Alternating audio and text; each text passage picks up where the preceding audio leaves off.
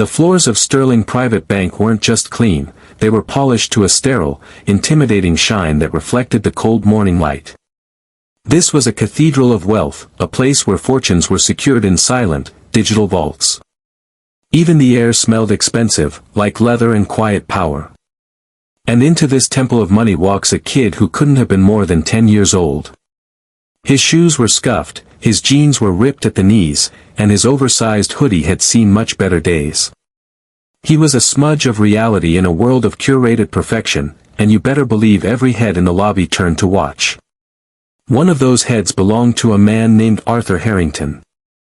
Mr. Harrington was a man made of sharp angles and expensive suits, with a condescending smile to match. He was in the middle of a loud, important phone call, but this little distraction was just too good to pass up. He snapped his phone shut. "A little lost, are we, son?" he boomed, his voice echoing off the marble. A few people smirked. "This isn't a playground. You're a few blocks off." The boy, Leo, didn't even look at him. He just walked right past, his small feet silent on the vast floor. He went straight for the main teller's desk, where a banker with a collar so stiff it looked like a neck brace looked down at him. "Can I help you?" the banker, Thomas, asked. His tone made it clear he wanted to do anything but. Leo had to get on his tiptoes to even see over the massive counter. He looked the man right in the eye and said, with a voice that was quiet but steady, "I just want to see my balance." Section 1, The Confrontation. The banker, Thomas, just blinked. Then he let out this short, disbelieving huff of air. "Your balance? Son, this is a private wealth management firm. We don't do piggy banks here." From his leather chair, Mr. Harrington roared with laughter. It wasn't a nice laugh, it was the kind of sound designed to make everyone look. "Did you hear that? The kid wants to check his piggy bank. Maybe he's saved up enough for a gumball." But Leo didn't even flinch. He didn't spare the laughing man a single glance. His eyes stayed locked on Thomas, with a focus that was kind of unnerving for a kid. "It's a trust account. The name is Leo Maxwell. I need to see the balance." The name meant nothing to Thomas. The boy's frayed hoodie meant everything. He was just about to tell the kid to get lost when Mr. Harrington lumbered out of his chair and strode over, like a shark smelling a drop of blood. "Now, let's not be too hasty, Thomas," Harrington said, clapping a heavy hand on the banker's shoulder but grinning down at Leo. "The boy's a client. He wants to see his balance. Let's indulge him." He then turned to the rest of the lobby, raising his voice. "In fact, let's all see. Let's see what this future captain of industry has managed to scrape together." Harrington loved an audience. He believed a person's bank account was a direct measure of their worth, and this was a golden opportunity to publicly humiliate a kid to prove his point. Thomas looked nervous. This was weird and totally unprofessional. But Mr. Harrington was one of the bank's biggest clients. An angry Harrington was way more of a problem than a lost kid. "Sir, our privacy policies." Thomas started to protest. "Nonsense." Harrington cut him off. The boy asked. "He's right here, giving his permission." "Right, son?" He winked at Leo, a gesture that was all malice and no warmth. "You want to show us all how much you've got, don't you?" Leo's expression didn't change. He just gave a single, small nod. "Yes. I just want to see my balance." That repetition was starting to sound less like a request and more like a command. But nobody noticed. They were all too busy watching the show, The Mouse in the Lion's Den. And they all thought they knew how this was going to end. "Fine," Thomas sighed, giving up. He gestured to a huge monitor on the wall behind him, a screen usually used for displaying complex market data. "Give me the account number." Section 2, The Escalation and the Reveal.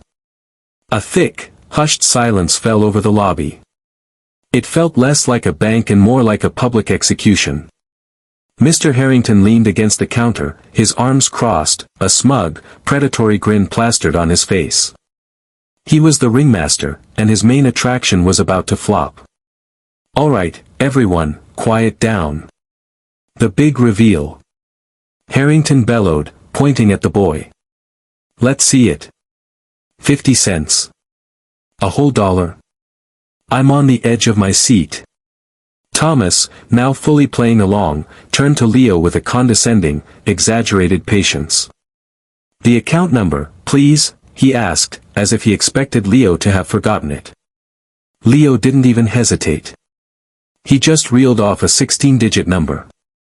Clear as a bell, every digit spoken with a strange precision that cut right through the silent room. Thomas's fingers paused over the keyboard. For just a second, a flicker of doubt crossed his face. He'd expected a made-up number, but the cadence, it sounded real. He shook his head, typed in the numbers, and hit enter. For a moment, just a spinning loading icon. The tension in the room was so thick you could feel it. Harrington opened his mouth to make another joke. But then the screen flashed. It refreshed. And at the top of the screen, in big, bold, impossible to ignore numbers, was the account balance. $257,483,109.34. The number was so long it almost looked like a programming error. A glitch. But this was Sterling Private Bank. Their systems don't make mistakes. The laugh died in Arthur Harrington's throat. It was like someone hit the mute button on his entire life. That smug grin on his face didn't just fade, it shattered. His face, flushed with arrogance just a moment ago, went a chalky, sickly white. Absolute silence. The only sound was a tiny, strangled gasp from Thomas the banker. His hands were frozen over his keyboard, his eyes wide as he stared from the number on the screen to the small boy, and back again, his brain short-circuiting. Harrington staggered a shaky step closer to the monitor, his eyes squinting, trying to will the number away. But it wasn't just the 9 figures he was seeing now. His eyes drifted lower, to the name of the account holder.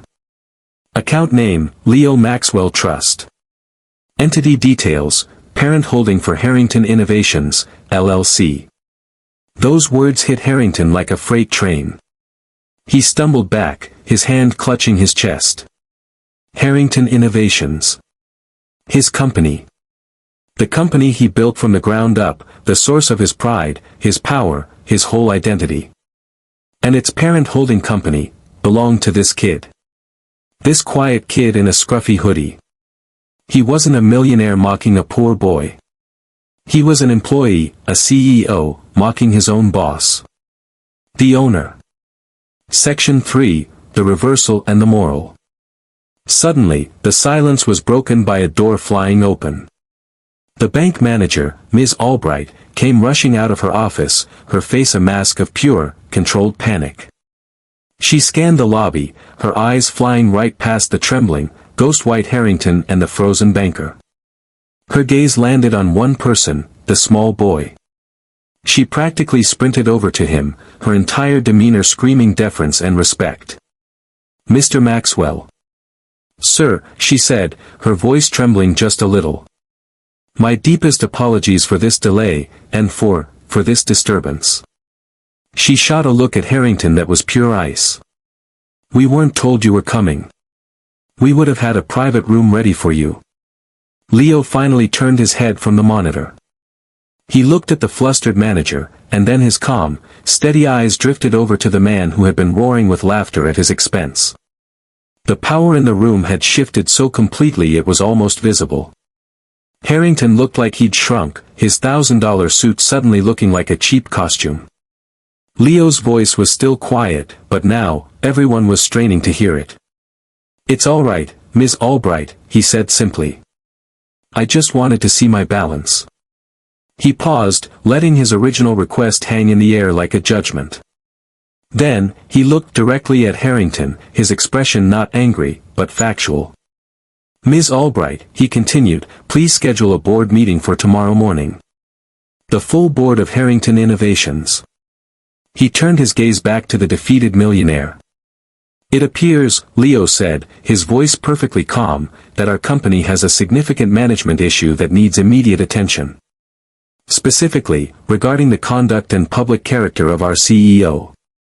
Harrington's mouth opened and closed like a fish.